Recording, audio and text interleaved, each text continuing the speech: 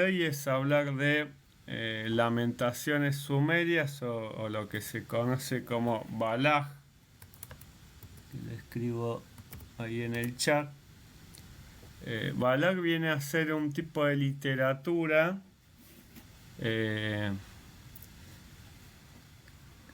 que se cantaba en algunos ritos de los templos de Mesopotamia, que Balak significa arpa, ¿sí? Para los que no hicieron curso de sumerio, Balak significa arpa, incluso el signo Balak es un arpa, y este tipo de canto se hacía con el Balak, que era el arpa sumeria, algunos tambores que se mencionan en las mismas lamentaciones, especialmente en lamentaciones de Sumeriur, lamentaciones de Eridu, lamentaciones de... ¿cómo se llama? Lamentaciones sobre Nippur, habla de otros instrumentos que son de percusión. Hay algunos que dicen que en realidad el balaj es un instrumento de percusión a la vez, pero generalmente en los diccionarios está catalogado con un arpa. Se nota que es un arpa por lo que está en el signo. Cuando uno ve el signo en pictográfico es un arpa.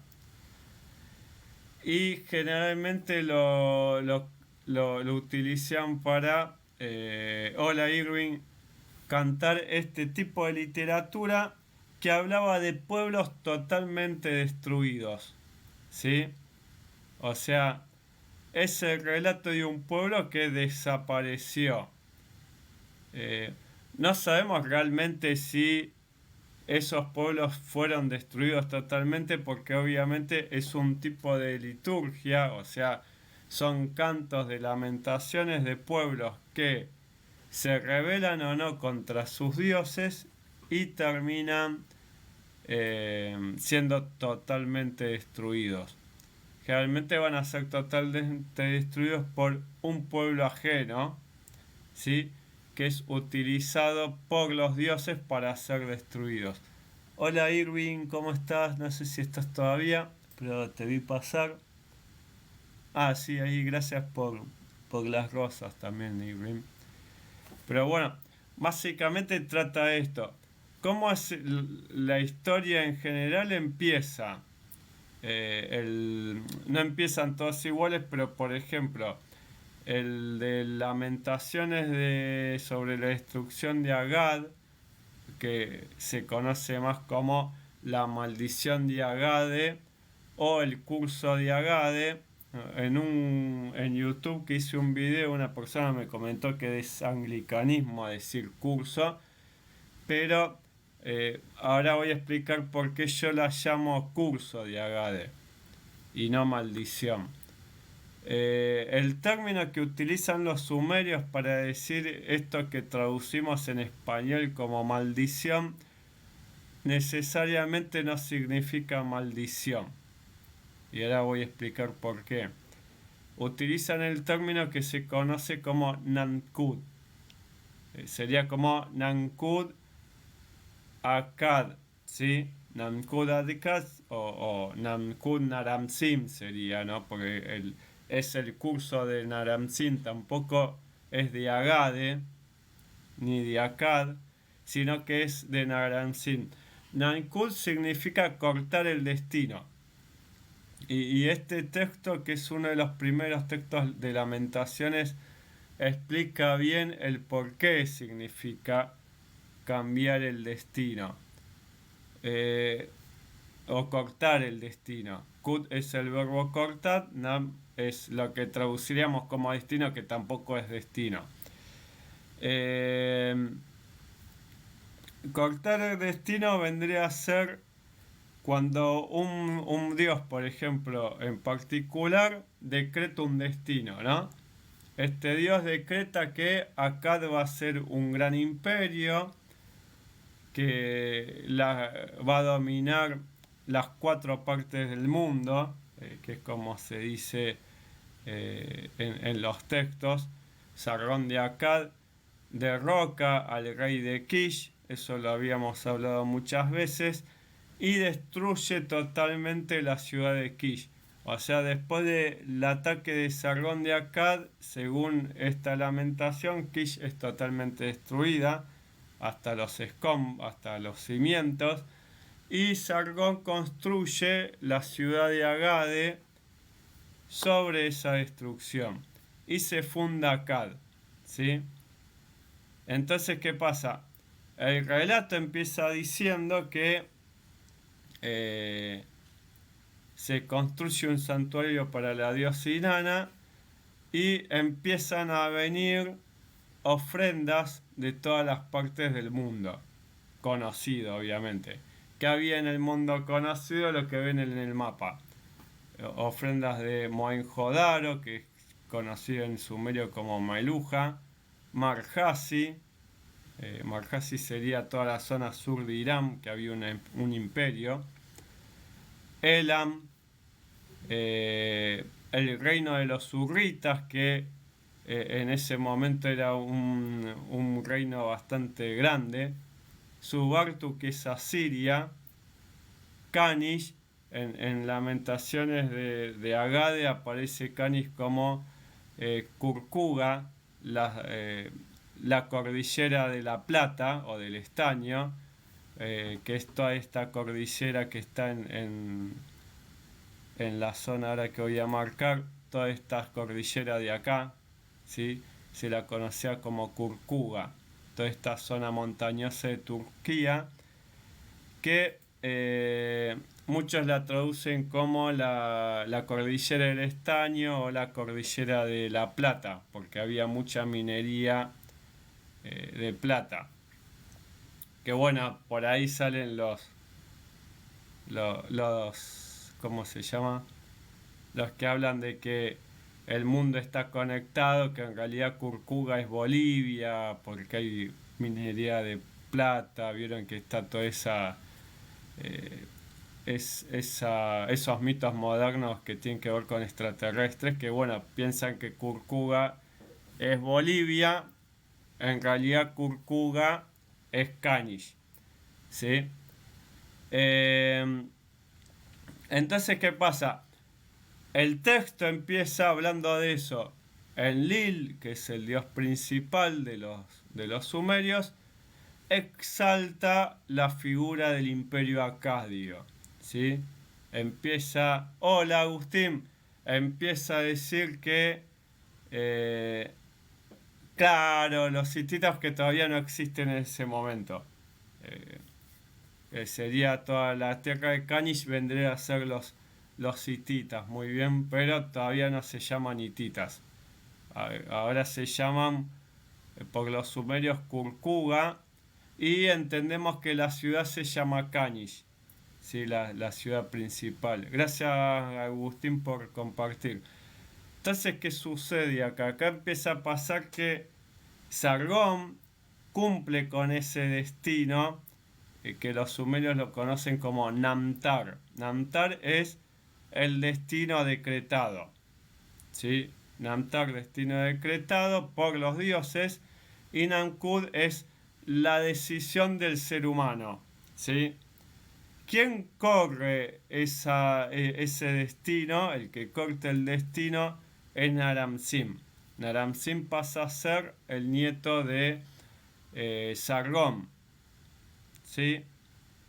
Y es interesante cómo sucede el desenlace de la historia, pero bueno, por eso se llama curso. Yo lo llamo curso y no maldición. ¿Por qué?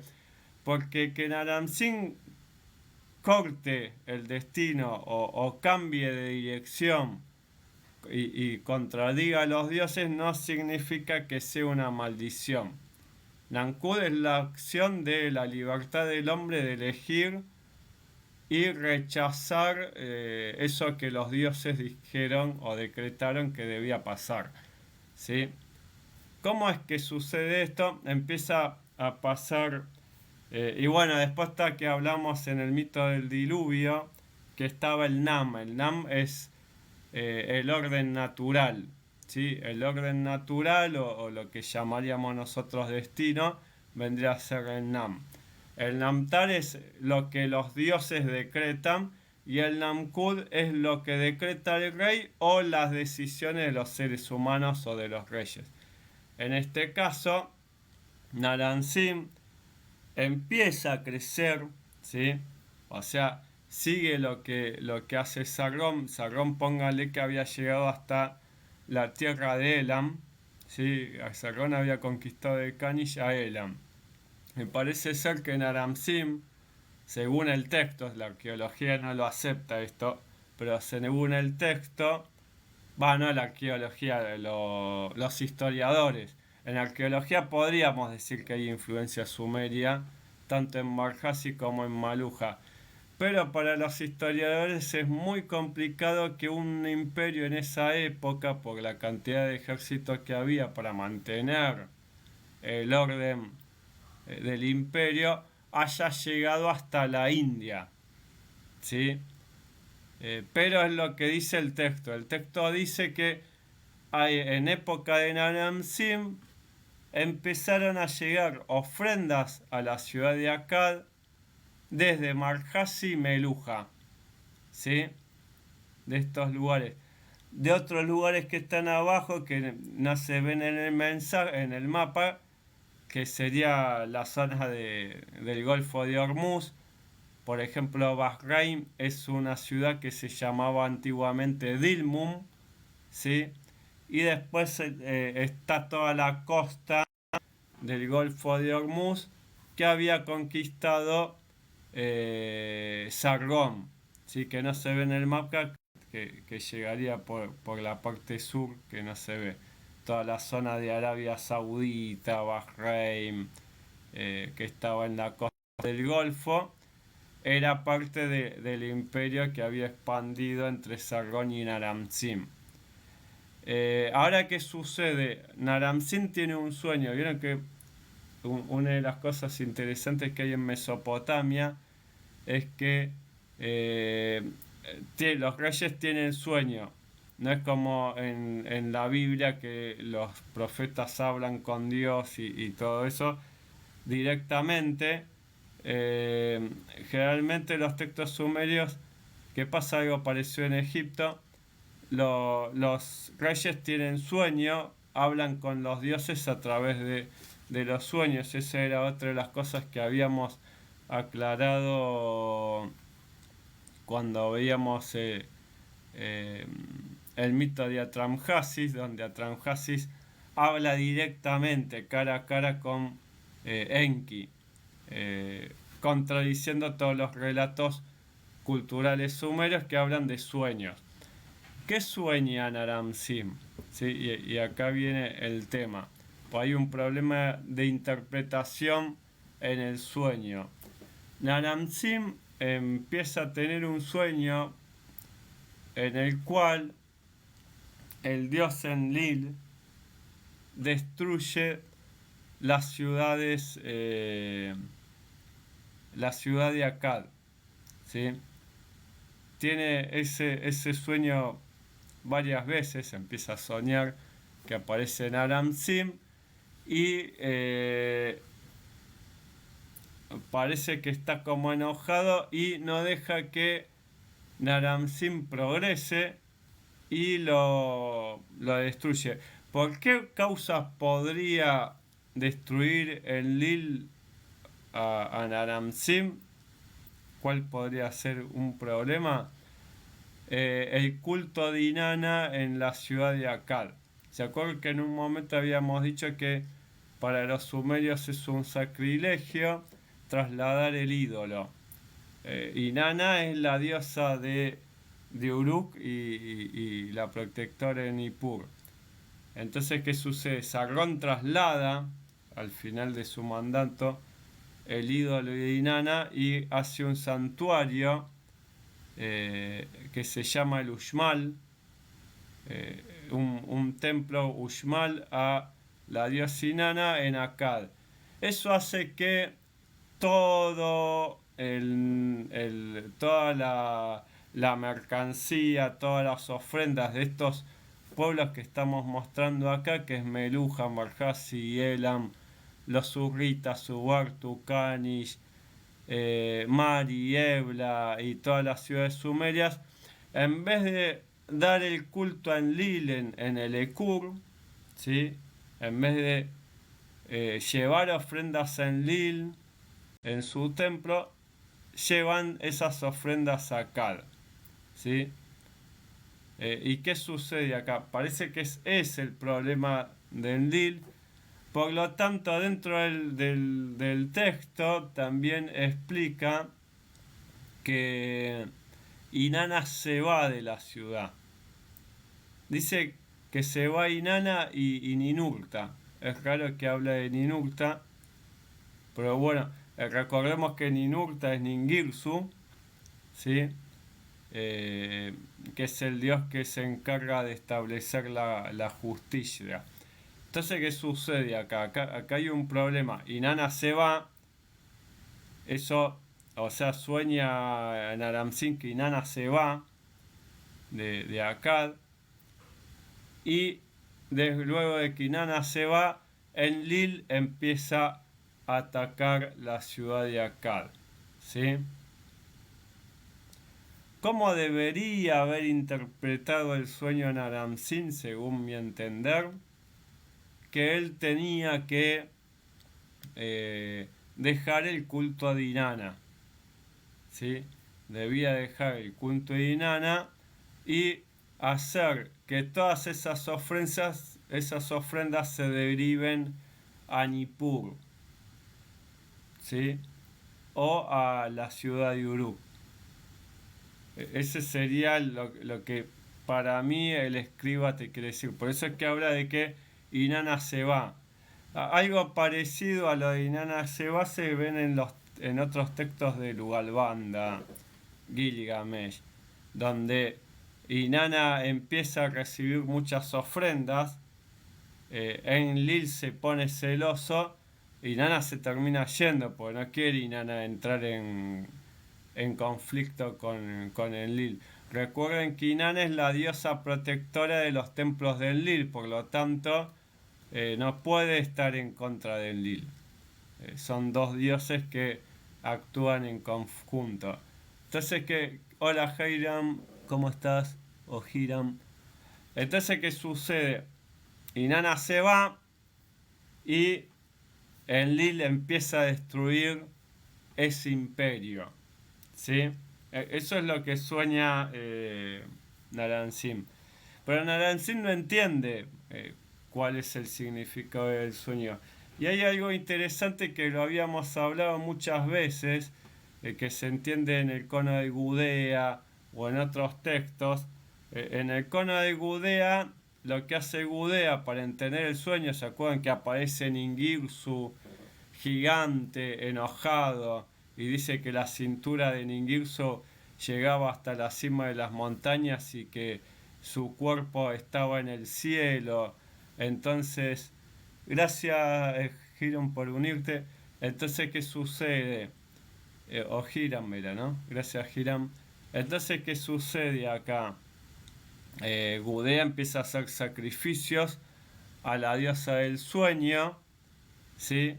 Que muchos de esos sacrificios son humanos, eran dos, habíamos hablado una vez con Rolando, que hay dos que posiblemente son de seres humanos, para interpretar este sueño.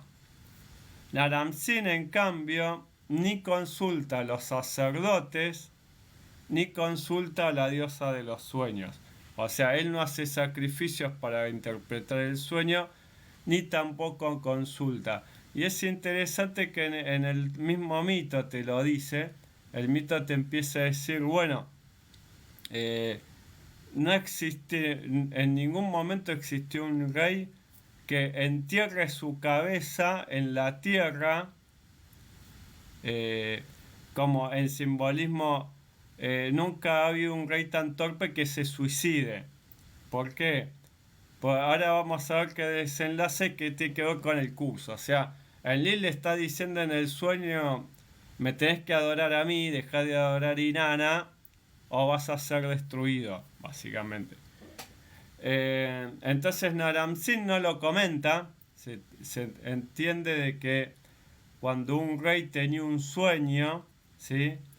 Debía comentarlo con el intérprete de sueños, que era un sumo sacerdote especializado en eso, que hacía una especie de ritos a una diosa que es la diosa de los sueños, que eso lo vemos en el cono de Gudea cuando hacemos la traducción en el curso de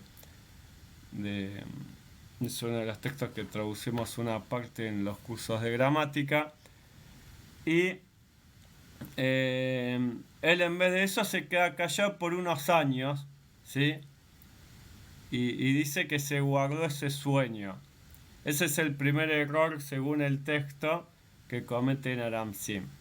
O sea, vio un sueño, lo tendría que haber consultado con su sacerdote, no lo consultó, o debía consultarlo él directamente, como lo hizo Gudea. No lo hace. Entonces, ¿qué dice? Si Enlil me quiere destruir, yo lo voy a destruir primero. O sea, no entendió el sueño, ¿sí? Ahí viene el curso. O sea, el cambio de rumbo. Por eso yo cuando digo curso es como el curso de un río. El río va por un lado, vos lo desvías, ¿sí? O la decisión, la libertad de elección que tuvo Naram-Sin, lo utilizó en contra de Enlil. Él dice, bueno, si Enlil me quiere matar, vamos a destruir el templo de Enlil. Entonces, Naram-Sin, después de creo que son 10 años que se guarda esto, decide atacar el Ekur. Sí, el Ekur es el templo principal del dios Enlil. Va con su ejército, ataca el templo, mata a los sacerdotes de Enlil, porque una de las cosas que primero tenés que matar son a los sacerdotes, porque si vos destruís el templo y quedan vivos los sacerdotes pueden de todas formas invocar al dios para que resucite, ¿sí? La ideología sumeria en cuanto a los dioses era que el dios permanece vivo mientras vos lo invocás. Por lo tanto, podés destruir el templo y el dios va a seguir vivo si hay gente que lo adora. Entonces, ¿qué sucede? Él va con su ejército, mata a todos los sacerdotes. No solamente mata a sus sacerdotes, habían como unos ídolos que se metían en algunos lugares del templo, que eran para proteger el templo, ¿sí? Que son unos ídolos que representan demonios del inframundo que cuando vos atacás un templo lo protegen. Entonces, ¿qué pasa? Mata a los sacerdotes y empieza a agarrar estos ídolos y los empieza a destruir, ¿sí? Empieza a destruir. Dice que destruye el templo hasta los cimientos. Muy difícil que destruyas un templo hasta los cimientos, pero bueno, el texto te dice eso, que destruyó el templo hasta sus cimientos, fundió todo el oro, ¿sí? Fundió todo lo que había ahí, destruyó todos los ídolos que habían ahí, esos demonios, ¿sí? Y ahí cambió todo. Ahí es cuando empieza a cambiar todo. Por estas lamentaciones, la idea es que el pueblo sea totalmente destruido.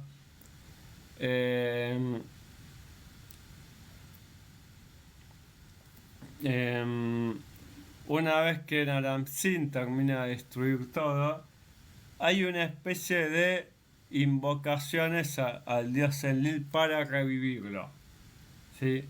Por más que mató a los sacerdotes, hay un grupo de personas, que eso pasa también en otros textos, que empieza a invocar el nombre de Enlil. Entonces no lo puede matar porque lo terminan resucitando. Recordemos que para los sumerios el dios está en el ídolo, por lo tanto cuando hablamos de que mató a Enlil es que destruyó el ídolo de oro o lo fundió, por lo tanto la esencia Ellos crean realmente que el dios vivía en el ídolo. Si vos destruías el ídolo, dejaba de existir ese dios.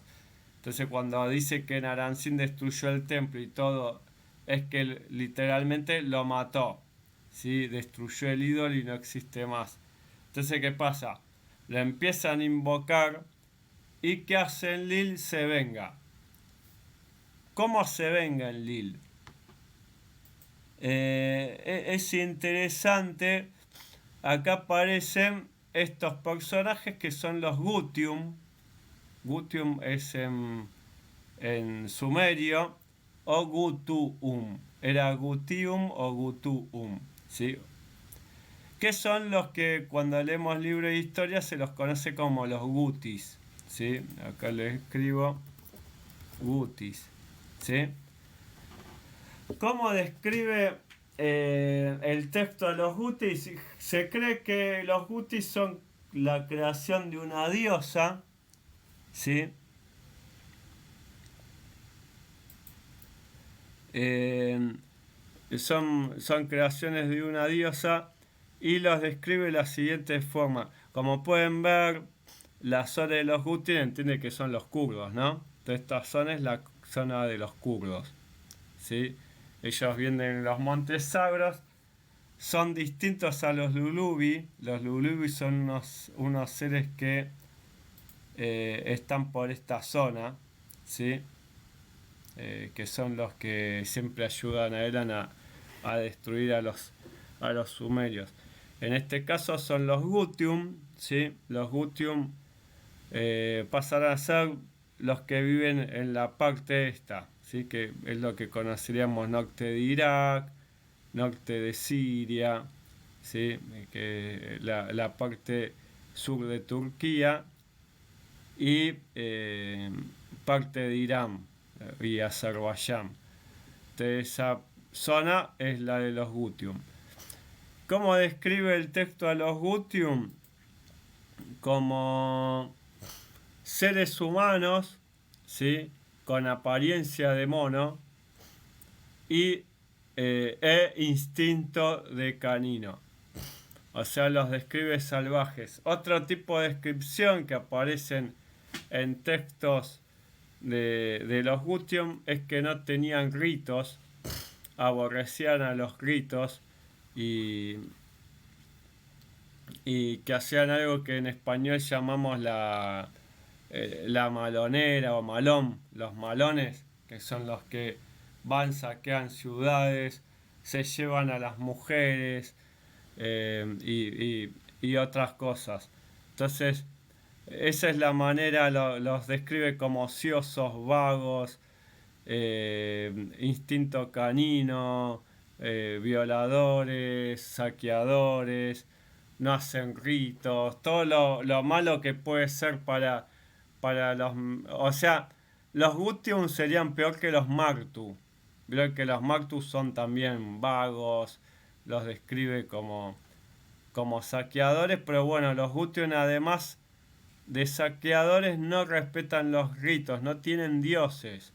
Porque, por ejemplo, los Martus tienen al dios Martu. Los Martus son los amorreos. Son los que se supone que son los que después en la Biblia aparecen como Gomorra. Gomorra vendría a ser los amorreos. ¿Sí? Estos Gutium empiezan a atacar a Akkad y bueno, el texto comenta que estos hombres salvajes caen como aves de rapiña, descienden. Es interesante porque utiliza el término que utilizaría para... no sé, el dios de... Claro, Marduk es un dios amorreo. Bien, sí. Pero en este periodo de tiempo, el dios de los amorreos se llama Martu, que en acadio se le dice Amurru, ¿sí? Amurru, en acadio, Martu en sumerio. De ahí se entiende el Amu es un corte glutural Y si nosotros vemos en hebreo, es así, con el corte gutural. Ese corte gutural en español y en inglés pasa a ser la G de Gomorra. Por eso se entiende que los amorreos son Gomorra. Sedentarizados, ¿no? La historia te los sedentariza, pero pues, estos eran todos nómadas. Que se piensa que una vez hablábamos que tenían algunas ciudades en el Líbano, los Martu. Habían pueblos sedentarizados amorreos en el Líbano. Hola Tobías, ¿cómo estás? Entonces, ¿qué sucede? Estos Gutium empiezan a destruir, los manda el dios Enlil, ¿sí? Recuerden que después de los acadios vienen las dinastías Gutium, y el que termina de destruir a los Gutium es Shulgi. Shulgi es el que termina de conquistar a los Gutium. Aparecen los Gutium, no sé si sabían, pero Ciro el persa utiliza los Gutium para atacar a los medos, ¿sí? Claro, Tirigan fue un rey Gutium. Hay una estela hay un grabado en una montaña que aparece un lulubi matando al rey de los Gutium. Ese grabado es un grabado que hicieron los sumerios para diferenciar que no es lo mismo un Gutium que un lulubi. Los sumerios pensaban que los lulubi eran más civilizados, porque tenían algunos ritos. Los Gutium vendrían a ser para los sumerios personas que no tienen dioses, o sea, que es lo que para ellos serían salvajes. Y bueno, estos van, destruyen todas las ciudades sumerias, ¿sí? Y Akkad la destruyen hasta los cimientos, ¿sí? Dicen que no menciona que lo matan a Naram-Sin, parece que Naram-Sin sobrevive, porque no hay ningún momento que diga que Naram-Sin muere. Técnicamente los Gutium terminan de destruir Akkad para la historia después de Naram-Sin. O sea, muere Naram-Sin, gobierna un rey, después gobierna otro rey, y recién ahí entendemos que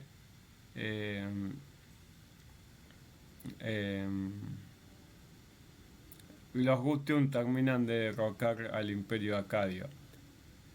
¿Qué sucede históricamente con los Gutium? Después de destruir al imperio acadio, algunos Gutium se hacen rey, o sea, se convierten en reyes de algunas ciudades-estados de los sumerios. Akkad no queda nadie porque la destruyen, o sea, se sabe que Akkad desaparece. Y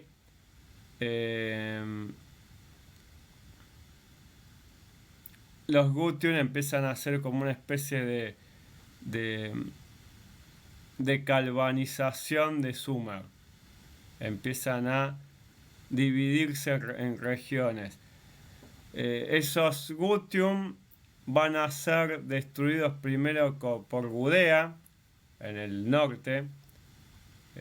Gudea de Lagash empieza a combatir a estos Gutium y termina echando a los del norte, pero quedan los Gutium del sur que los van a terminar echando Shulgi, ¿sí?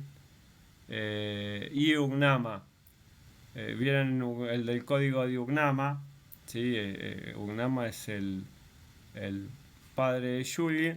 Empieza a hacer la campaña con los Gutium, muere, o sea, uno de los reyes Gutium lo mata Ugnama, y después Shulgi termina de derrotarlo. Una vez que Yulgi derrota a los Gutium, empieza a expandir el muro de Martu, el que se conoce como el muro de Martu, que era un muro que hizo entre Ugnamu y Yulgi para que los Martu, que ya habían llegado a la zona de Subartu, ya habían a la zona que en la Biblia se conoce como Padar Aram o Aram, la zona de los arameos, se empezaron a establecer ahí. Entonces tuvieron que hacer un muro que llegaba del Tigris al Éufrates y cruzaba unos 60 kilómetros hacia cruzando el Tigris.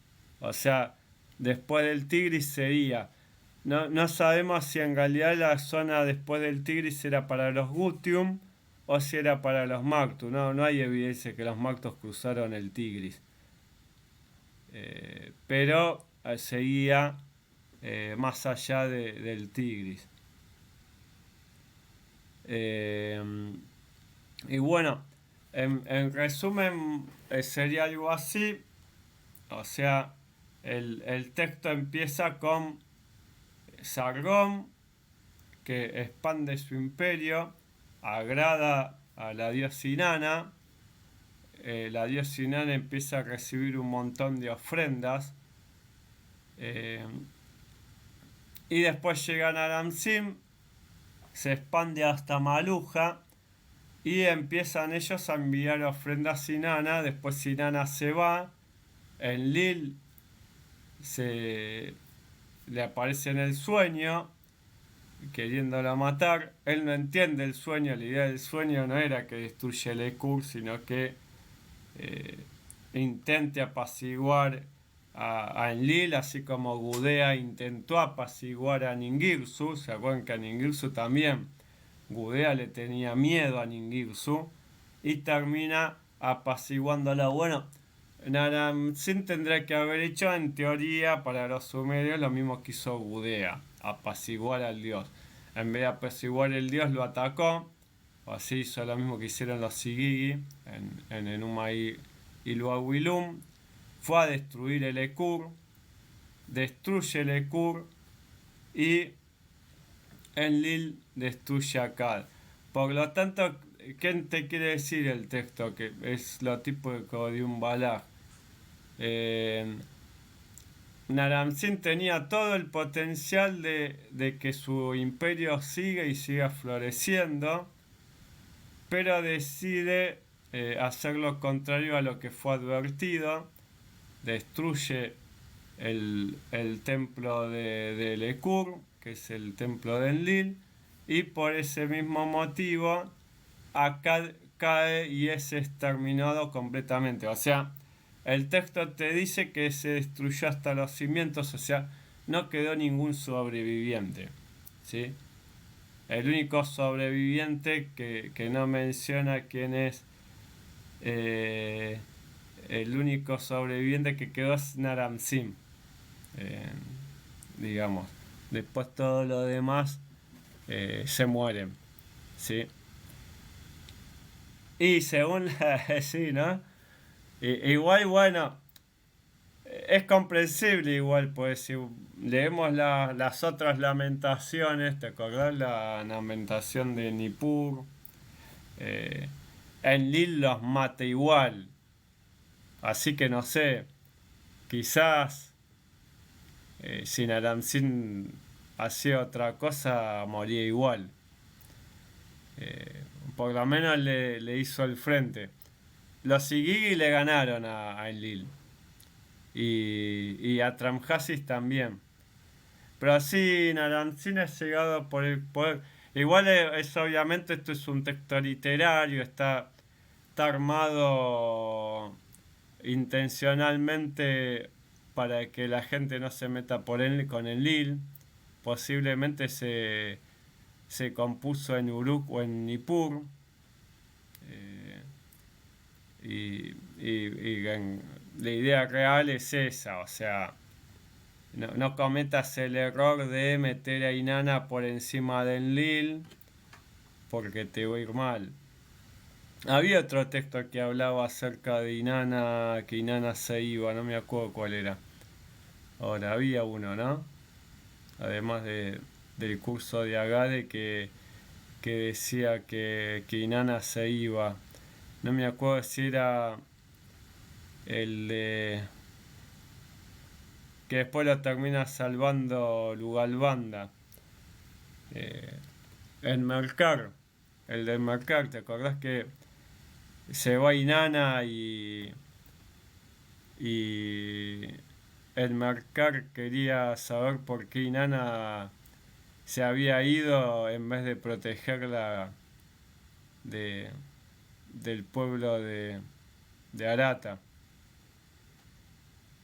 Entonces después va y intercede Lugalbanda, que después entendemos que me parece que Lugalbanda lo derroca en Mercar, no, no lo dice en el texto, pero si Lugalbanda pasó de ser militar a ser un rey es porque lo derrocó.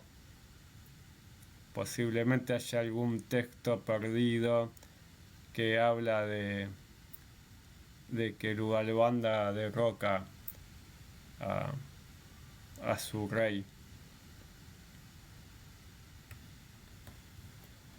Bueno, pero no sé si tienen alguna duda, algo para preguntar, pueden ir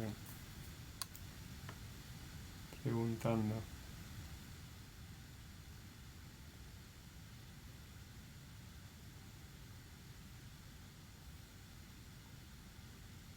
¿Todo bien? Vos, David, que creo que es la primera vez que ves una lamentación.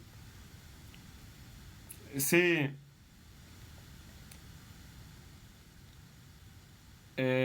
podemos ver, quizás vamos a ver si el viernes eh, podríamos ver alguna de las otras lamentaciones, ya que empezamos con lamentación, quizás podemos ver lamentaciones sobre la destrucción de Ur o Eridu.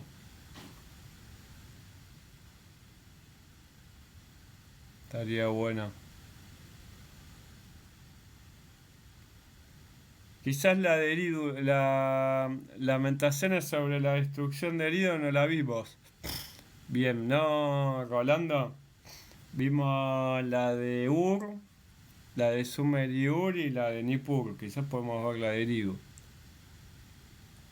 Hice una de Eridu, pero hablé más de este mito que del de Eridu. Ah, buenísimo. Hice un video de Eridu, pero fue muy por arriba. Terminamos hablando de otras lamentaciones. Eh, así que podríamos ver ahí. Pero bueno, no sé si hay alguien más que tenga alguna duda. No sé si se fue Irwin. Irwin aparece a veces y después se va. Y Enrique Piñeiro no sé si está. Enrique Piñeiro es compañero mío de la universidad. Estudia en la misma universidad que yo.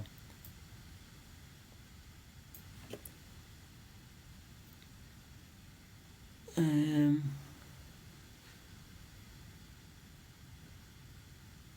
pero bueno, entonces nos vemos el viernes a la misma hora y tocamos el tema. Quizás podemos hacer alguno lunes o martes que yo tengo feriado, hay feriado lunes y martes que viene, así que quizás podemos hacer algún vivo uno de esos días también.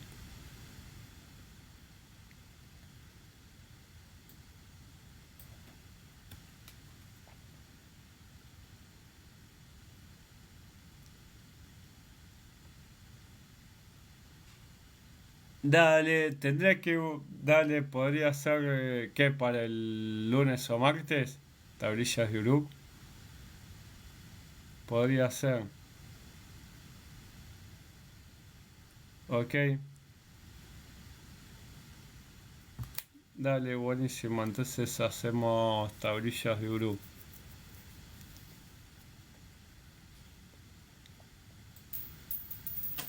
Bueno, eh, nos vemos entonces hasta el viernes. Buenas noches, descansen.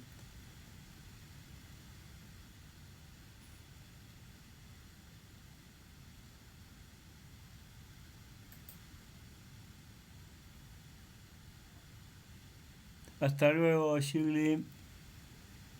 Ah, estaba Shirley también, mirá. Claro, entonces no sé por qué hay veces que no me marca bien la gente que hay, pero bueno.